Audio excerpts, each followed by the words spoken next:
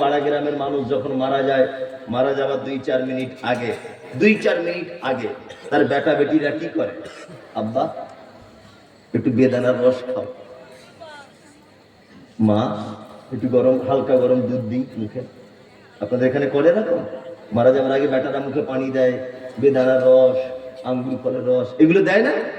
হ্যাঁ, মেয়ে এসে আবার কাঁদে, হ্যাঁ, নাতি পুতিরা কাঁদে, পোতা পুতিনরা কাঁদে, আর কেউ ঠান্ডা পানি দেয়, ইমাম সাহেব এসে দেয়, দেয় কি দেয় না?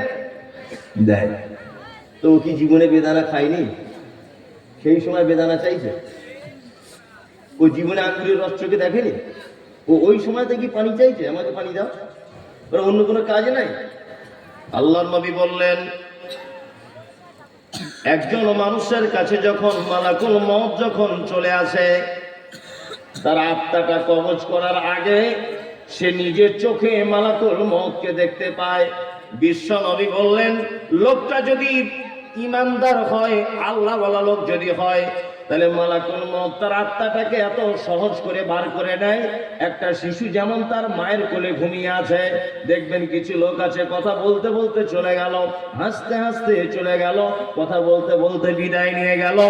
স্ত্রী জানতে পারলো না, পাশে বসে থাকা তার বেটি জানতে পারলো না, তার সাইডে বসে থাকা বেটারা জানতে পারলো না, একদম যেন ঘুমন্ত বাচ্চার মতো ঘুমিয়ে পড়লো। আল্লাহর নবী বললেন, এই লোকটা যে ভালো মৃত্যু হয়েছে, এইটা তার একটা লক্ষণ বোঝা যেতে পারে। বিশ্ব নবী বললেন, লোকটা যদি খারাপ হয়, বদকার হয়, বেদিন যদি হয়, তাহলে তার মালাকুল মউত এত কঠিন করে আত্মাটা ধরে যে তার শিরা উপশিরা মালাকুল মউতের হাতে যেন ছিঁড়ে চলে আসে। আর ওই লোকটা বারবার একটা কথা বলে, হায়াকুলা রব্বি লাউলা আখরতানি ইলা আজালিন করিব ফাআসাদদাকা ওয়া আকুম মিনাস সালিহিন। আল্লাহ গো, এই মুহূর্তে মালাকুল মউত আমার কাছে চলে এসেছে, পৃথিবীতে থাকার মতো টাইম আমার আর নাই। দয়াময় আল্লাহ, আমাকে একটু যদি টাইম দাও, দুনিয়াতে গিয়ে নামাজ পড়বো, হজ করব, যাকাত দিব, সাদকা করব। কিছুই কথা বলছে না লোকটা শেষ কথা বলছে, ফাআসাদদাকা ওয়া আকুম মিনাস সালিহিন। আল্লাহ আমাকে টাইম দাও, আমি কিছু দান করে আসি, তার বিনিময়ে ভালো লোক হয়ে তোমার কাছে ফেরত আসি।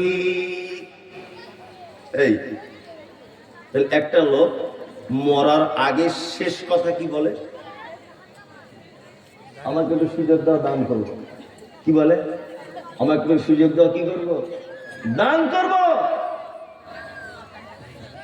এটা জেনে কেমন কেমন লাগছে না? আর আমরা কি করি? বেদানার রস নাও, বেদানার রস নাও, খাবি একটু আঙ্গুর ফলের রস নাও। এই একটা কাজ করলে ভালো হবে, একটা কাজ করলে উপকার হবে। উপকার হলো এই যে আপনার আব্বা বারবার কথা বলছে, আল্লাহ কোরআনে নোট করে দিয়েছেন, ফাআসাদদাকা ওয়া আকুম মিনাস সালিহিন। ওই লোকটা বলে, আল্লাহ আমাকে সুযোগ দাও, আমি গিয়ে কিছু সাদাকা করে আসি, দান করে আসি। কিন্তু বন্ধুরে, বিছানা থেকে ওঠার মতো তার আর সুযোগ থাকে না, বালিশ থেকে মাথা তোলার ক্ষমতা থাকে না, তার উঠে বসার ক্ষমতা থাকে না, চলার ক্ষমতা থাকে না, কিন্তু কি করে দান করবে?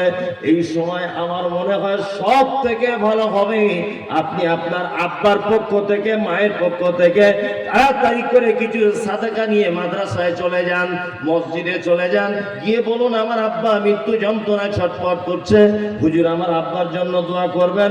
মাদ্রাসার তালিব ইলমেদের বলবেন, তারা যেন আমার আব্বার জন্য দোয়া করে।